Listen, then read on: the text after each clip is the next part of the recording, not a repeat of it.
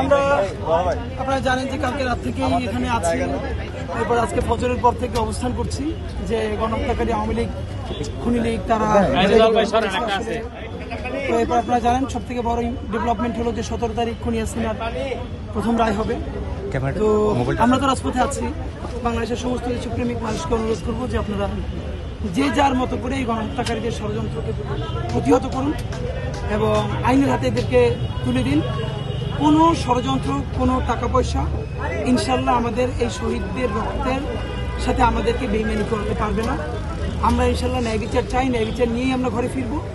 সুতরাং আওয়ামী লীগ আগামী 4 দিন যেই অস্থিতিশীলতা তৈরির চেষ্টা করবে, মূলত তাদের আসলে তো এখানে কেউ নাই টাকা পয়সা দিয়ে যেটা করাবে, এটাও ইনশাল্লাহ আমাদেরকে সবাই মিলে প্রতিরোধ করতে হবে।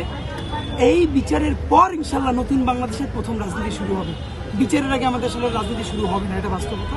সুতরাং আমরা এখানে আছি সন্ধ্যা পর্যন্ত। তাদের লকডাউন যেটা বলেছে এটা তো অনলাইন লকডাউন, এরপর আমরা আছি। যদি এর মধ্যে তারা আসে তাদেরকে আমরা আপ্যায়ন করবো। আর ইনশাল্লাহ সবাই সবার জায়গা থেকে সচেষ্ট থাকবো রায় হওয়া পর্যন্ত। যে এই 17 তারিখ রায় কিন্তু শেষ না, এটা কিন্তু সুপ্রিম কোর্টের অ্যাপিলেট ডিভিশনে রিভিউ হবে। আমরা যতদূর জানি সেটা হলো যে এখানে যদি তিনি যার বিরুদ্ধে হবে খুনি হাসিনা, তিনি যদি নিজে উপস্থিত থাকেন তাহলে তিনি ওখানে রিভিউ করতে পারবেন। যেহেতু তিনি উপস্থিত নাই, আমার ধারণা তারা রিভিউ করার সুযোগ পাবেন কিনা। কিন্তু একটা কথাই শুধু আপনাদের মাধ্যমে বলতে চাই, সেটা হচ্ছে এই গণহত্যাকারীর প্রত্যেকটা বিচার আমরা যদি না করে তারপরে আমরা নির্বাচনের দিকে যাই, অবশ্যই স্থিতিশীলতার জন্য নির্বাচন লাগবে। কিন্তু এই যে 1400 শহীদ পরিবার, তাকে আপনি জাস্ট কি বলে আপনি আজকে দেখেন এই নির্বাচন তো হওয়ার কথা 2029 সালে, এবং সেই নির্বাচনে কেউ অংশ নিতে পারতো না। এটা হাসিনা আবারও আমি নির্বাচনই করতো গত 3টা নির্বাচনের জন্য। তা আমরা যে নির্বাচন করতে পারছি, আমি নিজেও একজন প্রার্থী, আমাদের কি ন্যূনতম এটুকুন দরকার না শহীদ পরিবারগুলোও যেন কেন্দ্রে গিয়ে ভোট দিতে পারে? তো সেজন্য তো তার একটা স্যাটিসফ্যাকশন লাগবে।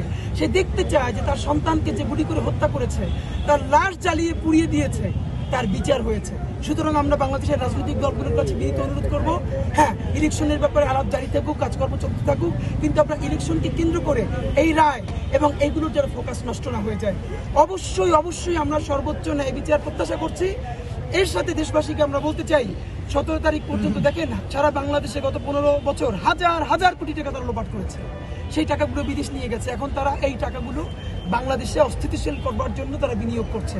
আমরা আপনাদেরকে বলি, আমরা বাংলাদেশের স্বাধীনতাকামী মানুষ যদি ঐক্যবদ্ধ থাকি, তাহলে হাজার হাজার কোটি টাকায়ও তারা আমাদের কিছু করতে পারবে না। যদি পারতো তাহলে জুলাইকেই আমাদেরকে ব্যর্থ করে দিতে পারতো। সুতরাং জুলাইকে বাঁচাতে, স্বাধীনতার সার্বভৌমত্বকে বাঁচাতে, বিচার আনার জন্য আমরা একতাবদ্ধ ছিলাম, আছি, থাকবো। আমরা ন্যায় বিচার চাই এবং প্রত্যাশা করছি আমরা ন্যায় বিচার পাবো। ধন্যবাদ।